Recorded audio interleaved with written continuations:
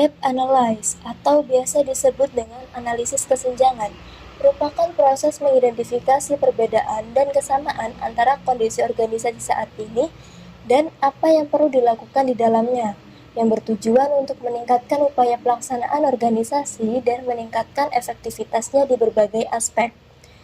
Metode analisis kesenjangan telah diterapkan dalam berbagai ranah, termasuk literatur, manajemen, sumber daya manusia, dan komunikasi, sehingga dalam konteks tersebut telah ditemukan beragam jenis kesenjangan, seperti kesenjangan dalam produk, lingkungan pasar, harapan pelanggan, legitimasi, kinerja, standar, dan kesenjangan lainnya. Dalam analisis kesenjangan terdapat 5 model, yaitu yang pertama, kesenjangan informasi pemasaran, mengacu pada perbedaan antara harapan pelanggan dan apa yang organisasi anggap sebagai harapan pelanggan. Lalu yang kedua, ada kesenjangan standar, yaitu perbedaan antara persepsi organisasi terhadap harapan pelanggan dan penetapan standar atau spesifikasi kualitas layanan yang ditetapkan oleh organisasi. Lalu yang ketiga, terdapat kesenjangan kinerja layanan, yaitu perbedaan antara spesifikasi standar kualitas layanan organisasi dengan standar kualitas layanan yang diberikan kepada pelanggan saat ini.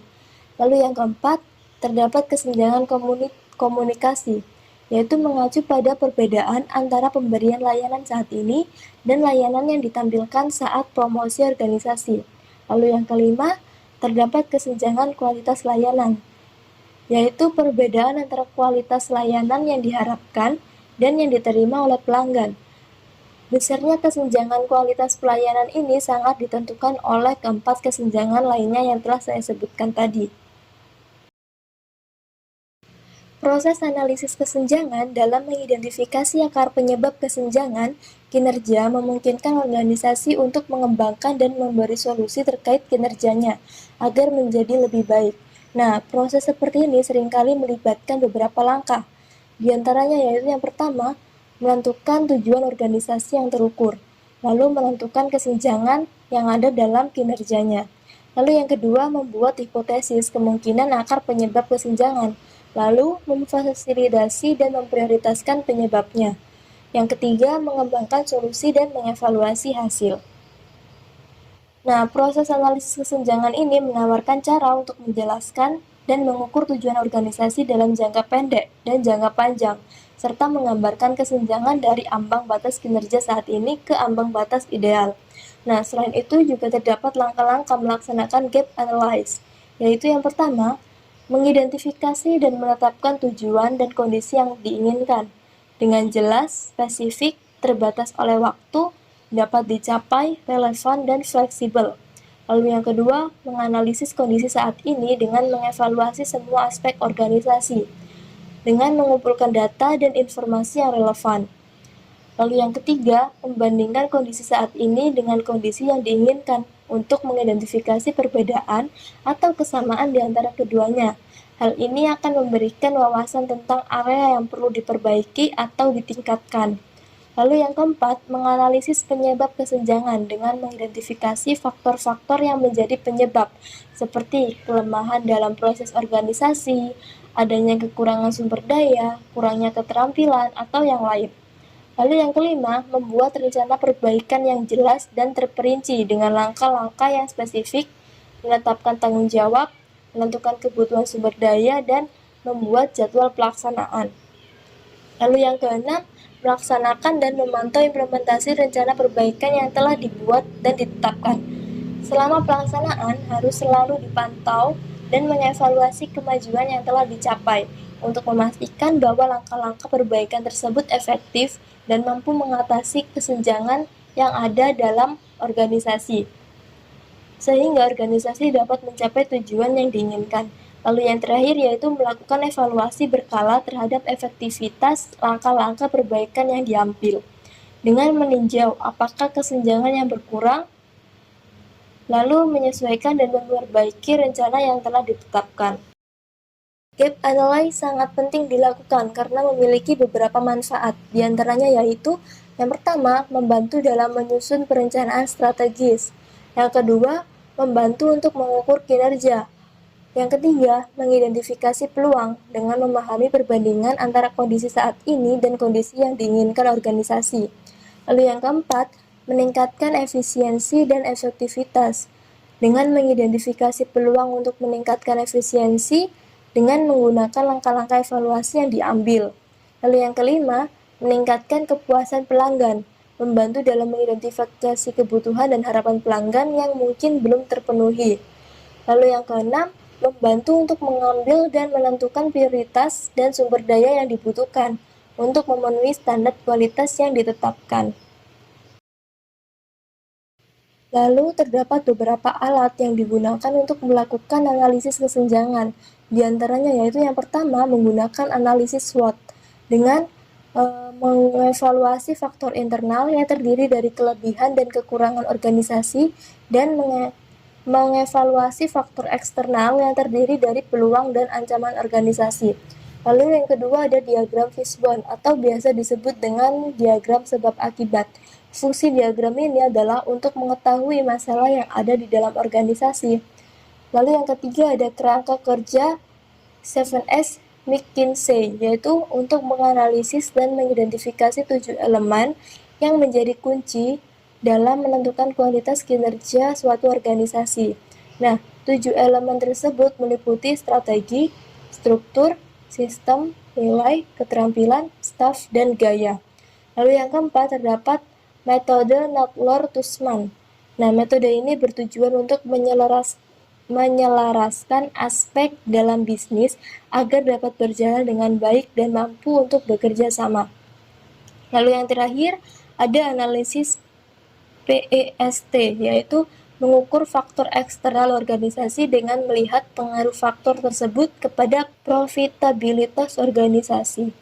Nah, analisis PES ini singkatan dari politik, ekonomi, sosial, dan teknologi yang berfungsi untuk membantu bisnis dalam menganalisis kesenjangan yang diakibatkan oleh faktor eksternal. Selanjutnya mengenai stakeholder analysis. Sebelumnya, Puspita dan Atika mengemukakan pendapat bahwasanya stakeholder dalam kesiapan perubahan merupakan proses penting dalam mengidentifikasi pihak-pihak yang terpengaruh oleh suatu perubahan dan memahami peran serta kepentingan mereka dalam proses tersebut. Identifikasi semua pihak yang terlibat, mulai dari manajemen hingga karyawan, pelanggan, pemasok, dan masyarakat luas. Setiap stakeholder memiliki kepentingan yang berbeda terkait perubahan tersebut. Kemudian, analisis stakeholder juga melibatkan evaluasi tingkat dukungan atau resistensi dari masing-masing pihak terhadap perubahan tersebut. Ini bisa mencakup faktor-faktor seperti pemahaman tentang alasan dibalik perubahan, dampaknya terhadap pekerjaan atau kehidupan mereka, serta persepsi mereka terhadap manfaat yang mungkin diperoleh atau kerugian yang mungkin dialami. Untuk selanjutnya, analisis stakeholder mempertimbangkan kekuatan dan kelemahan dari setiap pihak dalam memengaruhi atau merespons perubahan tersebut. Hal ini pada umumnya seperti manajemen memiliki kekuatan untuk membuat keputusan strategis, sementara karyawan mungkin memiliki kelemahan dalam hal keahlian baru yang diperlukan oleh perubahan tersebut. Selain itu, penting juga untuk memahami dinamika hubungan antar stakeholder. Ini mencakup bagaimana komunikasi dan kolaborasi antara pihak-pihak tersebut dapat mempengaruhi kesiapan mereka terhadap perubahan.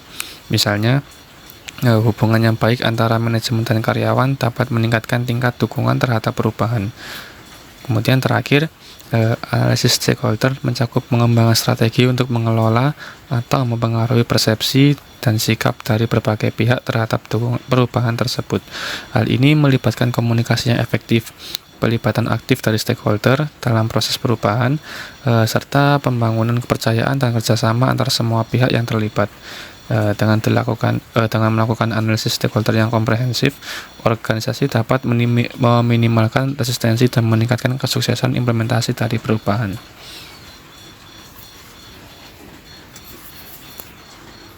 Selanjutnya mengenai analisis stakeholder dalam kesiapan perubahan. Sebelumnya, Afni mengemukakan bahwasannya analisis stakeholder dalam kesiapan perubahan adalah proses penting untuk memahami berbagai pihak yang terlibat dan terpengaruh oleh perubahan yang diusulkan atau dilakukan oleh suatu organisasi. Nah, di samping ini terdapat stakeholder map atau mapping atau pemetaan stakeholder yang mana tujuannya adalah untuk mengidentifikasi dan juga untuk mengukur skala prioritas dari stakeholder dalam suatu organisasi. Yang pertama terdapat manage most strongly. Stakeholder yang memiliki kekuatan dan minat tinggi adalah pemegang saham dan manajer. Mereka memiliki kepentingan yang besar dalam arah dan hasil perubahan karena perubahan tersebut dapat mempengaruhi kinerja perusahaan dan juga nilai saham yang mereka miliki. Maka dari itu penting untuk memastikan bahwa mereka terlibat secara aktif dalam proses perubahan, diberi informasi secara teratur, serta didorong untuk mendukung perubahan tersebut. Yang kedua, ada keep completely informed. Stakeholder yang termasuk dalam kategori seperti investor memiliki kepentingan yang tinggi tetapi kekuasaannya relatif lebih rendah dalam hal pengambilan keputusan perubahan. Meskipun mereka tidak memiliki kekuatan langsung untuk mengarahkan perubahan, namun informasi yang jelas dan transparan tentang rencana perubahan adalah sebuah kunci untuk menjaga kepercayaan dan dukungan mereka. Investor sejatinya ingin memastikan bahwa perubahan tersebut akan meningkatkan nilai perusahaan dan keuntungan bagi mereka. Kemudian yang ketiga, terdapat regular minimal contact. Di sisi lain, stakeholder yang termasuk dalam kategori ini seperti karyawan dan juga pelanggan memiliki kekuatan dan minat yang rendah dalam pengambilan keputusan perubahan. Meskipun mereka mungkin tidak memiliki kepentingan langsung dalam perubahan, namun mereka masih dapat terpengaruh olehnya. Maka dari itu penting untuk memastikan bahwa mereka tetap diinformasikan tentang perubahan yang akan terjadi dan bahwa kekhawatiran mereka didengar dan diatasi. Selanjutnya, anticipate and meet needs. Stakeholder yang termasuk dalam kategori ini seperti dewan lokal dan masyarakat setempat memiliki kekuatan yang tinggi, namun memiliki minat yang rendah terhadap sebuah perubahan. Meskipun mereka mungkin tidak begitu tertarik dengan detail perubahan, namun keberadaan mereka dapat menjadi penghalang atau pendukung penting tergantung pada bagaimana perubahan tersebut mempengaruhi mereka secara langsung maupun tidak langsung. Maka dari itu penting untuk menjaga hubungan yang baik dengan mereka, memahami kebutuhan dan kekhawatiran mereka, dan memastikan bahwa perubahan yang diusulkan akan memenuhi atau bahkan melebihi harapan mereka. Dengan memahami dan menganalisis stakeholder dalam kerangka ini, organisasi dapat meningkatkan peluang keberhasilan dan penerimaan perubahan yang diusulkan sebelumnya. Untuk selanjutnya akan dipaparkan lebih lanjut oleh rekan saya. Terima kasih. Selanjutnya ialah force flight analysis. Nah, pastinya dalam sebuah kesiapan perubahan perlu untuk mempertimbangkan beberapa analisis-analisis yang disiapkan untuk mencapai sebuah perubahan. Nah, pastinya di sini pemimpin ataupun seorang yang ingin melakukan sebuah perubahan baiknya untuk melakukan jenis analisis force flight. Nah, kita akan kenalan lebih dulu siapa penemu dari analisis force flight ini. Analisis force flight ditemukan oleh Kurt Lewin pada tahun 1951. Nah, Kurt Lewin ini merupakan seorang psikologi Jerman Amerika pada tahun 1951. Nah, model analisis force flight ini sering dikenal sebagai analisis medan daya, di mana analisis medan kekuatan membantu para pemimpin untuk memvisualisasikan dan mengidentifikasikan kekuatan yang mendorong perubahan yang diusulkan, atau pendorong, dan kekuatan yang berusaha untuk menentangnya, atau yang disebut penghalang. Nah, metode ini untuk menganalisis berbagai kekuatan atau faktor yang mempengaruhi perubahan, misalnya sebuah perubahan implementasi sebuah kebijakan. Mengidentifikasi dari mana kekuatan-kekuatan tersebut berasal dan memahami apa yang dapat dilakukan untuk mengatasinya. Analisis force flight itu adalah sebuah alat yang valuable bagi para pemimpin dan pemangku kepentingan untuk memahami dan mengelola perubahan dalam suatu organisasi. Dapat disimpulkan bahwa alat ini itu dapat membantu para pemimpin untuk menilai kesiapan organisasi untuk berubah, mengidentifikasi strategi yang tepat untuk mengimplementasikan sebuah perubahan, dan memonitor kemajuan perubahan. Selanjutnya ialah langkah-langkah dalam foresight analysis. Pastinya diperlukan analisis ataupun langkah-langkah yang sangat tepat dan cermat pada model foresight analysis ini.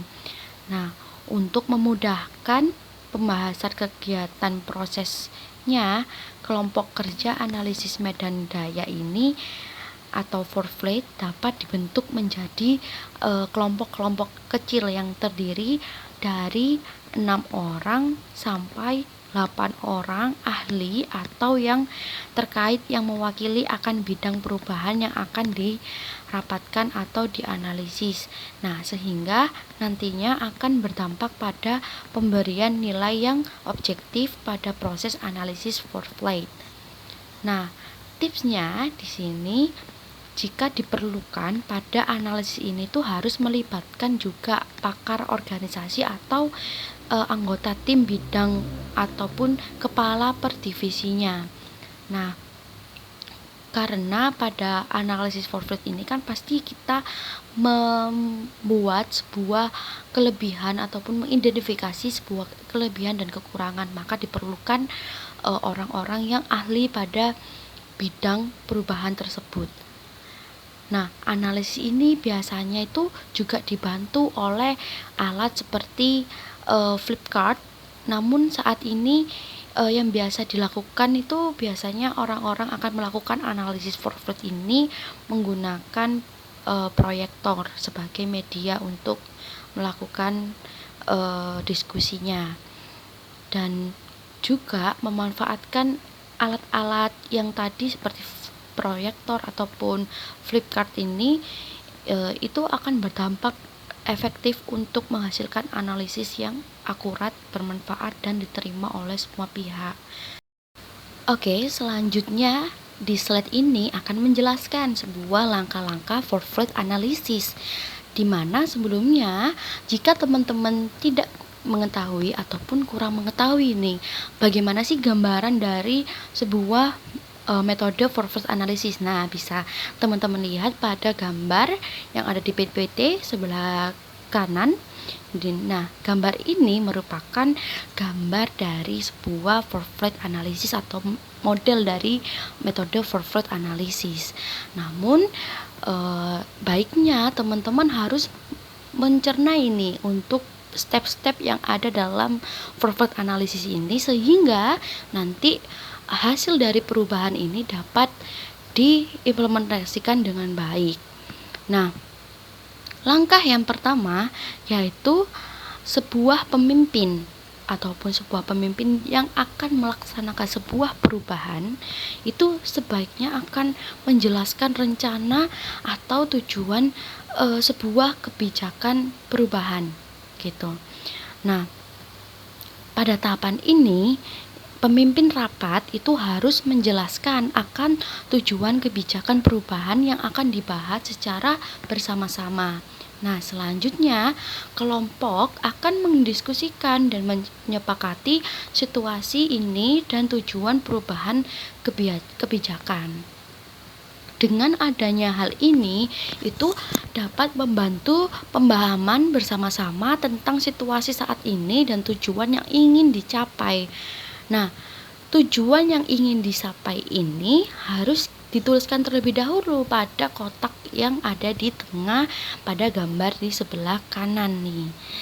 Di kotak sebelah kanan ini atau di kotak warna biru kan dijelaskan tuh bahwa harus menuliskan prospect change atau perubahan yang akan dilakukan. Nah, di sini baru dituliskan perubahan yang akan dilakukan itu dituliskan pada kotak di tengah-tengah di antara faktor pendukung juga di antara faktor penghambat. Nah, langkah selanjutnya ialah langkah yang kedua pada step for flight analysis, di mana seluruh tim harus melakukan brainstorming. Nah, seperti yang kita ketahui bahwa brainstorming ini juga penting untuk mengetahui informasi-informasi dari berbagai penjuru maupun dari berbagai aspek untuk memahami tentang perubahan yang akan dilakukan. Nah, setelah tadi di step pertama kita melakukan pemahaman dan menyatukan pemahaman terhadap anggota-anggota rapat sehingga anggota rapat tersebut mempunyai satu tujuan dan satu pemahaman, langkah selanjutnya ialah melakukan brainstorming. Mengenai apa? Mengenai faktor pendukung dan juga faktor penghambat dari sebuah perubahan yang akan diambil. Nah, segala kekuatan yang mendukung perubahan tersebut kemudian ditulis pada kolom kiri kekuatan pendorong yang mendorong perubahan. Nah, di gambar sebelah kiri itu merupakan kolom kekuatan pendorong yang mendorong sebuah perubahan, dan semua kekuatan yang menghambat munculnya perubahan itu dituliskan pada kolom kanan, yaitu pada kekuatan pembatas yang menghambat sebuah perubahan. Nah, dalam for first analysis, faktor pendukung dan faktor penghambat ini merupakan dua kategori yang memiliki kekuatan yang digunakan untuk mengidentifikasi dan memahami berbagai faktor yang mempengaruhi perubahan. Nah, di sini faktor pendukung itu merupakan kekuatan pendorong yang dari eksternal, dari individu, kelompok, atau organisasi yang dapat mempengaruhi hasil perubahan. Misalnya lingkungan, sosial ekonomi, ataupun politik yang mendorong perubahan. Itu masuk ke faktor pendukung atau faktor dari eksternal dari individu, kelompok, atau organisasi. Nah, sedangkan faktor penghambat ialah faktor yang mencegah atau menolak sebuah perubahan yang akan dilaksanakan. Faktor-faktor ini biasanya juga berasal dari dalam organisasi dan dari luar individu, kelompok, atau organisasi yang dapat mempengaruhi hasil perubahan. Contoh dari faktor penghambat ini meliputi bisa keterampilan, ambisi, dan keinginan anggota. Nah, for flight analysis menggunakan dua kategori ini, kategori pendukung dan penghambat, untuk mengidentifikasi dan memahami kekuatan yang saling bertentangan dalam perubahan yang ingin dilakukan. Tentunya dalam menemukan atau menentukan faktor-faktor ini juga harus berdasarkan data dan informasi yang sebanyak-banyaknya. Agar apa? Agar nantinya keputusan perubahan yang diambil ini akan sesuai tujuan dan dapat dipertanggungjawabkan. Nah, setelah melakukan brainstorming ini, kita akan ke step selanjutnya, ialah step memberikan nilai. Nah, di sini seluruh anggota wajib untuk mendiskusikan nilai yang akan diberikan dalam setiap faktor-faktor tadi, baik dari faktor pendukung maupun dari faktor penghambatnya, di mana diawali di sini pemandu rapat itu nantinya akan menuliskan nilai-nilai yang diberikan dari anggota yang ikut dalam sebuah rapat tersebut. Nah, tentunya dalam menentukan nilai itu anggota harus menyertakan atau harus membawa sebuah data dan fakta pendukung dari masing-masing faktor tersebut atas program ataupun kebijakan perubahan yang sedang direncanakan. Nah, untuk kemudian disepakati tingkat bobotnya masing-masing. Nah, nilai-nilai itu kemudian ditetapkan sebagai faktor untuk menunjukkan dampak atau pentingnya sebuah faktor tersebut. Nah, setiap orang yang menggunakan skala 1 sampai skala 10, tapi biasanya skala 1 sampai skala 10 ini itu diberlakukan untuk orang-orang yang ingin melakukan perubahan yang sangat krusial. Namun biasanya orang-orang ini disederhanakan menjadi skala 1 sampai hingga skala 5, di mana pemberian nilai dari skala 1 ini merupakan memiliki arti bahwa dampak itu rendah. Namun sebaliknya, jika diberikan nilai 5, itu berarti artinya dampak ini atau faktor ini memiliki dampak yang tinggi. Nah, selanjutnya untuk merepresentasikan visual dari pengaruh masing-masing nilai tersebut, itu harus menggambarkan sebuah panah di sekelilingnya. Jadi, habis memberikan nilai dari satu faktor pendukung ataupun faktor penghambat, anggota wajib untuk memberikan panah sesuai dengan nilai yang diberikan. Panjang pendeknya itu sesuai dengan nilai yang diberikan. Ya, di mana kekuatan yang memiliki pengaruh lebih besar terhadap perubahan itu biasanya memiliki panah yang lebih panjang ataupun lebih besar, dan di mana panah yang lebih kecil untuk kekuatan yang memiliki pengaruh yang lebih lemah gitu. Nah, setelah melakukan pemberian nilai di setiap faktornya, langkah selanjutnya ialah menjumlahkan nilai-nilai pada setiap faktor pendukung dan faktor penghambat. Nah, jika sudah menjumlahkan faktor-faktor ini tadi dari masing-masing nilai yang diberikan, pasti akan ketemu berapa skor untuk faktor pendukung dan berapa untuk skor faktor penghambatnya. Di sini kita akan mengetahui lebih besar mana antara faktor pendukung ataupun faktor penghambat dalam sebuah perubahan yang akan kita laksanakan. Seperti itu. Nah, langkah selanjutnya ialah langkah terakhir, yaitu step yang keempat, merupakan analisis dan penerapan. Nah, setelah tadi kita melakukan step 1, 2, dan 3, langkah terakhir ialah analisis dan penerapan. Di mana setelah menyelesaikan first flight analisis, kita dapat menggunakan hasil analisisnya untuk dua tujuan utama, di mana yang pertama ialah untuk memutuskan apakah akan melanjutkan keputusan atau perubahan atau tidak. Nah, di mana jika total skor faktor pendukung jauh lebih tinggi daripada total skor penghambat, kemungkinan besar perubahan akan berhasil. Namun sebaliknya, jika skor penghambat jauh lebih tinggi, kemungkinan besar perubahan akan gagal. Namun, jika ingin mengantisipasi perubahan-perubahan yang gagal, ini berarti perlu adanya sebuah tindakan seperti poin yang kedua setelah ini, yaitu gimana?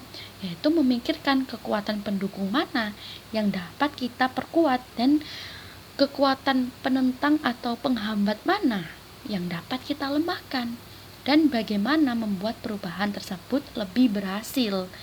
Dengan memikirkan strategi ini, bisa saja meminimalisir kegagalan dalam sebuah analisis for flight.